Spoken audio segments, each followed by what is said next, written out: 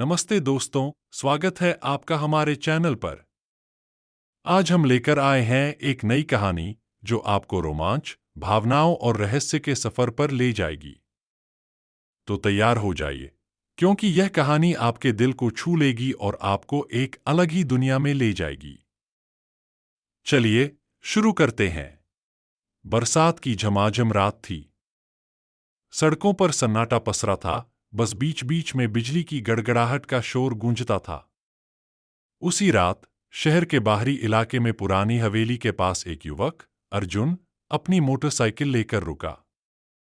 वह अपने दोस्त विक्रम की तलाश में आया था, जो 2 दिन पहले इसी हवेली में किसी रिसर्च के लिए गया था और फिर लौटकर नहीं आया। अर्जुन ने जेब से टॉर्च निकाली और हवेली के जंग लगे लोहे के गेट को धक्का दिया। गेट की चरमराहट ने गूंज पैदा की, जैसे सालों से वहां कोई नहीं आया हो। अर्जुन ने अंदर कदम रखा। हर कमरे में धूल, मकड़ी के जाले और टूटे फूटे फर्नीचर के अलावा एक बेचैन करने वाली खामोशी फैली थी। हवेली के अंदर अजीब सी फुसफुसाहट और छायाएं थीं। अर्जुन का दिल जोर जोर से धड़क रहा था, लेकिन वह ठान चुका था कि जो भी हो, विक्रम को ढूंढकर ही लौटेगा। एक कमरे में उसे विक्रम की घड़ी मिली, जिस पर ताजा खून के छींटे थे। उसे एहसास हुआ, यहां कुछ बहुत भयानक हुआ है। अचानक हवेली के ऊपरी मंजिल से फर्श पर तेज धमाका हुआ। अर्जुन डरते हुए ऊपर भागा। सीढ़ियों पर उसे विक्रम की आवाज सुनाई दी, अर्जुन, भाग जा यहां से। लेकिन अगले ही पल चीख गूंज गई। अर्जुन भागकर ऊपर पहुंचा। वहां उसे एक पट खुला मिला, जिसमें ताजे खून के निशान थे। जैसे ही वह पास गया, पीछे से किसी ने उसके कंधे पर हाथ रखा। अर्जुन तेजी से पलटा तो देखा वहां वैसा कोई नहीं था। उसने डर के मारे टॉर्च नीचे फेंक दी। अंधेरे में एक आकृति उभर आई, लंबे बाल, डरावना चेहरा, आंखों में खून उतर आया हो जैसे। अर्जुन बचाव के लिए चिल्लाया, तभी आकृति बोली, तुम किसे ढूंढ रहे हो? यहां सब शिकार ही बनते हैं।